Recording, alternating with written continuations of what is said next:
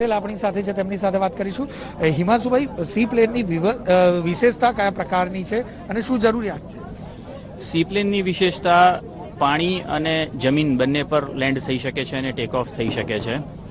C પ્લેનની major વિશેષતામાં civil aviation industry માટે એક ટર્નિંગ પોઈન્ટ છે, કેમ કે કોઈ પણ એરપોર્ટ ડેવલપ કરવા માટે કે એરસ્ટ્રીપને મેન્ટેન કરવા માટે બહુ મોટો કેપિટલ એક્સપેન્સ અને નિભાવણી ખર્ચ લાગતો હોય છે, જ્યારે સી પ્લેન માટે એ બધા ખર્ચ બહુ જ ઓછા થઈ જાય છે, જેનો સીધો ફાયદો પ્રવાસીઓને મળી શકે છે.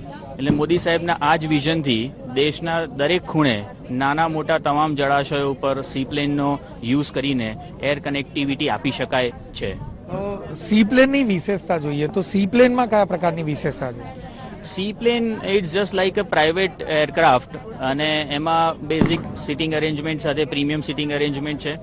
બીજી કોઈ એરલાઇન્સની જેમ ઇઝ અ લો કોસ્ટ એરલાઇનની જેમ આ ઓપરેટ થશે, એટલે એમાં વધારે પેસેન્જર ફેસિલિટીઝનો બહુ એટલો બધો અવકાશ રહેતો નથી. મુસાફરો માટે કેટલું ઉપયોગી બની શકે છે, કેવી રીતે ઉપયોગી બની શકે? ફક્ત 1500 રૂપિયામાં જો કોઈ મુસાફરને અમદાવાદથી કેવડિયા સુધી જવાનો મોકો મળતો હોય અને 200-250 કિલોમીટરનું ડિસ્ટન્સ ફક્ત 40 મિનિટમાં કવર થતું હોય તો એનાથી વિશેષ ફાયદો બીજો શું હોઈ શકે? સી પ્લેનની સેવા કેટલી ઉપયોગી આવનારા દિવસોમાં બની શકે છે? અન્ય પ્રોજેક્ટમાં પણ કઈ કઈ જગ્યાઓ પર ઉપયોગી બની શકે?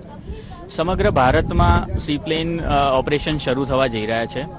સેવાઓના ઉપયોગ point of view tourism, aerosports activities, air ambulance તરીકે પણ આનો ઉપયોગ થઈ શકે છે.